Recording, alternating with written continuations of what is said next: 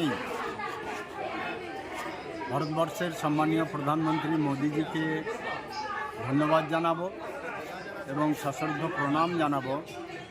তেনার মাথার যে চিন্তা আর সেই চিন্তা নিয়ে আমার বোলপুর সাংগঠনিক জেলার মহিলা মোর্চা যেভাবে অল্প তেলে অল্প গ্যাসে যেভাবে রান্না করেছে এটা অভূতপূর্ব, মানে তুলনা হয় না। তো আমরা প্রথমে ভাবছিলাম কি না কী হবে, তারপরে একটু যখন আমরা দেখছি তখন অসাধারণ। অতএব সম্পূর্ণ বাহবাটা আমি মহিলা মোর্চার সভানেত্রী সহ তার টিমকে দেবো, যে তারা যে আপ্রাণ চেষ্টা করে এই কাজগুলো করেছে তার জন্য ধন্যবাদ।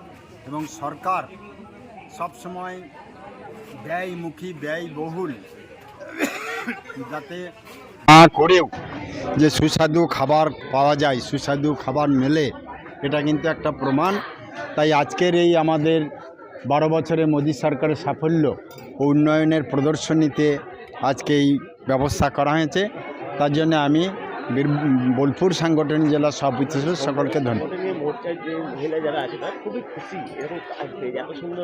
সত্যি তো একটা নূতন ভাবনা, নূতন প্রসেসকে তারা প্রস্ফুটিত করতে পেরেছে, এটা অবশ্যই তাদের খুশি, খুবই যুক্তিসঙ্গত।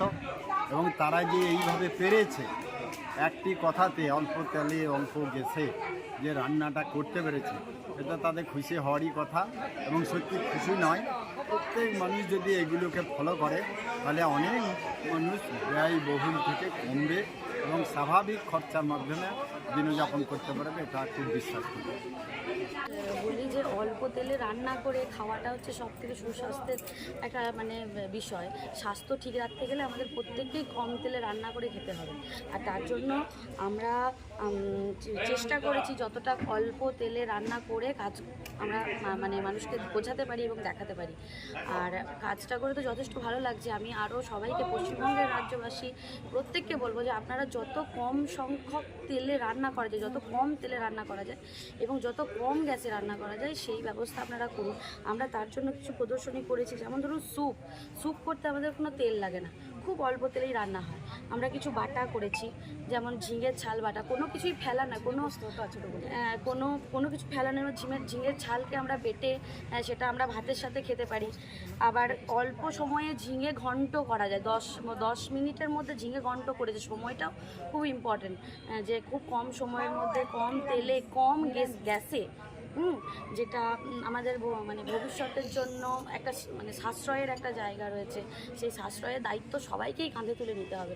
মায়েরাই আমরা প্রথম সাশ্রয়ের দায়িত্ব নিয়েছি, তার সাথে সাথে এই বোলপুর সাংগঠনিক জেলার মহিলা মোর্চার সকলে দায়িত্ব নিয়েছে।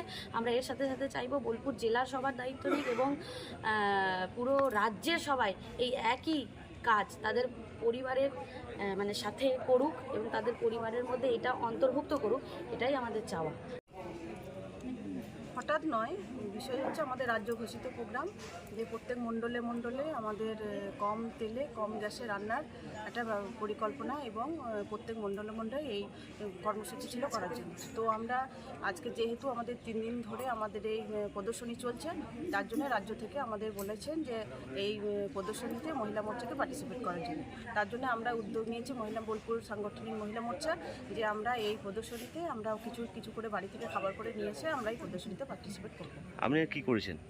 আমরা করেছি ভাজা মিষ্টি করেছি, যেটা বাড়িতে গরুর দুধ মেরে যেটা করে ভাজা মিষ্টি, তারপরে পিঠে, চুষি পিঠে, পায়েস, স্যুপ আছে, আলুর ছোলার বাটা আছে, তারপরে চাও আছে, পিঠে আছে, চিড়ে ঘন্ট আছে, তারপরে আমাদের সুজি আছে। কেমন লাগছে? দারুণ লাগছে।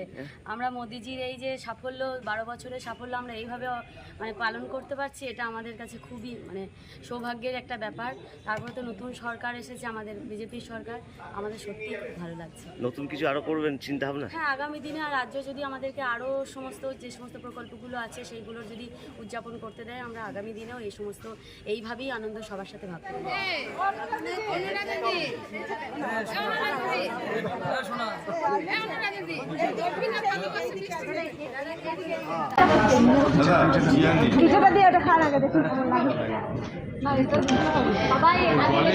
জলে রান্না নাই না ছিলে নিরামিষ ঝিঙে ঘন্ট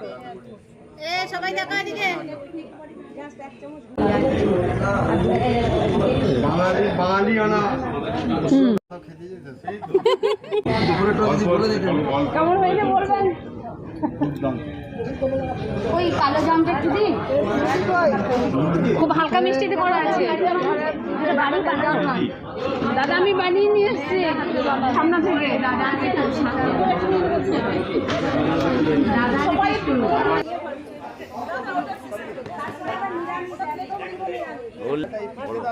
রান্না করে না, সেই বুকের রান্না।